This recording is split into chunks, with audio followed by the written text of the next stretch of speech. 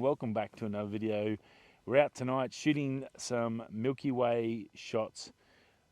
Something different, not something different, pretty casual night. It should be a little quick one, maybe one or maybe two photos I reckon tonight. We're going to do stack shots, so we're going to use Starry Night Stacker. I've got a shot here with a beautiful big eucalyptus just over in this area here, and then the Milky Way going across the top of it. So I haven't got much time. I'm going to get into the intro here, and then we'll get into these shots to make sure I don't miss my opportunity. Rightio, let's hit that intro and get this party started. Okay.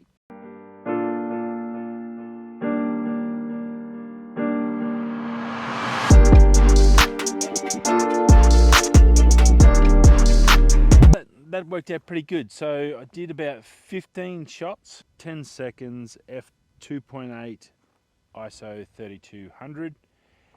And then what I've done is I've grabbed my little torch and then I've come from the left side here and just got some light painting, and then I've come from the right side. When you're doing the light painting, I've found generally it's better not to be directly behind the camera or above the camera.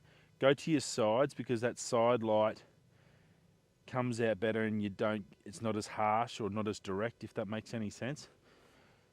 So definitely worth trying it that way, and that's what I've done here. I've went over to left, probably only out of the 10-second shot, probably 2, maybe 3 seconds of it was light painting, and then the same, went over to the right side and then come back this way. It looks pretty good. So depending on how I go pulling up those shadows from the stacked image is whether I need to use that light painting. But as always, it's a digital camera. You can just load these cards up. So the best thing about them is just take the shot.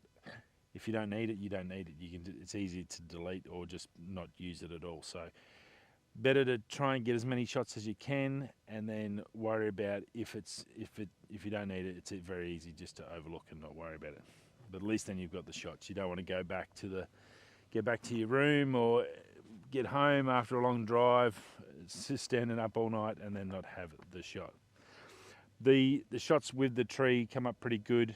The Milky Way is starting to get lower, so what I'm going to do is move on from here, see if I can't find something where maybe that stands out a little bit more. While I've got this clear night, maybe without a tree, I might just try something with the Milky Way as well, and we'll see how we go.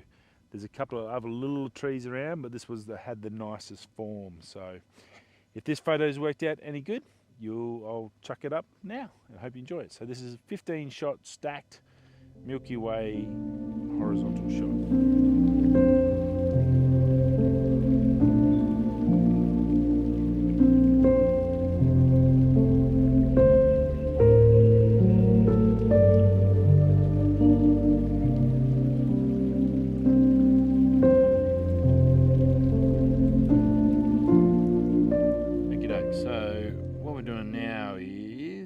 Just found another one. I'm just trying to zoom into the back of the screen. I've got it on interval timer, the camera, so you can see it just automatic shooting now. 10 seconds in between, 10-second shot, 20 seconds, and I've got it set for 30 seconds.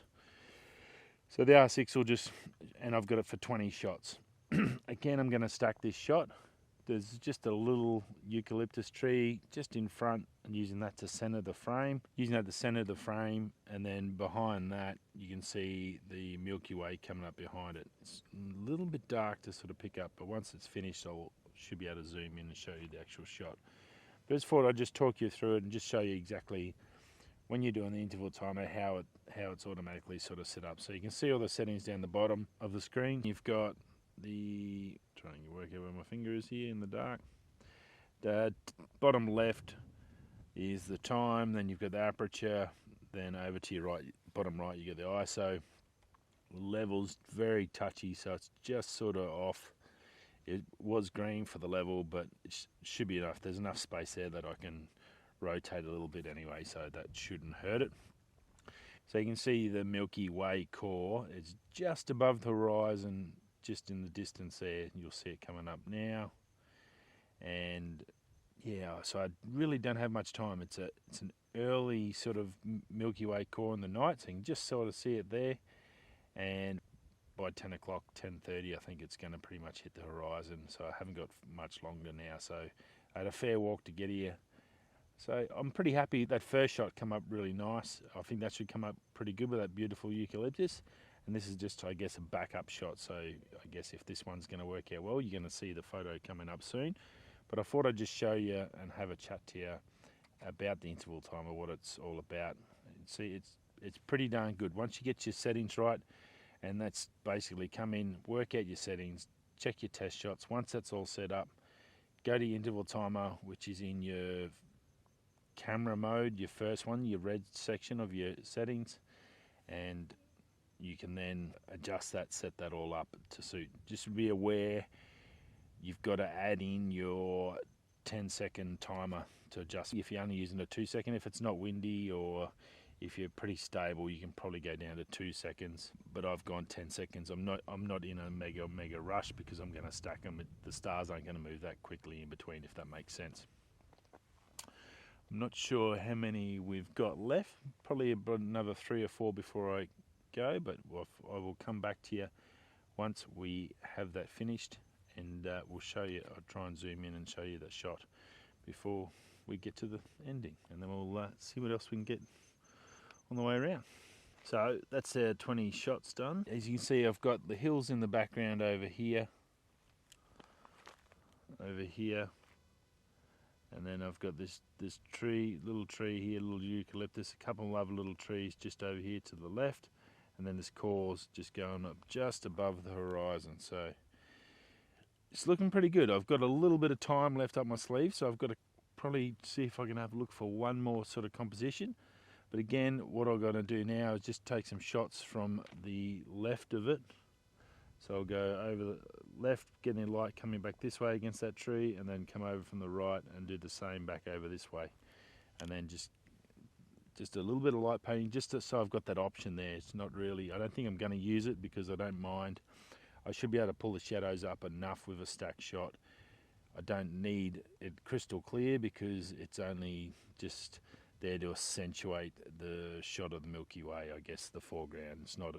That's not what we're aiming for. It's just there as a subject, not the actual what we're looking at. So I'll get a little bit of light on that, and then we'll see if there's anything else before we lose that Milky Way over the horizon.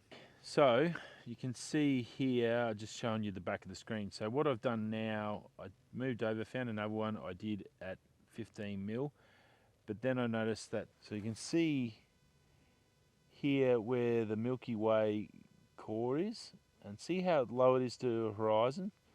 So what I thought, well, I was at 15mm, but I had a lot of night sky getting wasted up the top here. I tried to go down to 35mm to get a little bit of compression. It was a little bit too tight, but 24, yeah, I'm sitting at 24mm now on the 15 to 35, and you can see the difference there. So instead of having a massive sky gap up the top, which is fine with the stars, but composition-wise, probably not really 100% the best. Whereas now I've got this beautiful Milky Way on the same level as the thing. Again, did 20 shots so I can stack it. That's pretty much necessity, and it should come up good. And you can see on these ones here, these last few, yet again, I've done some light painting left and right hand side of the camera to get in there, and you can see here what it does.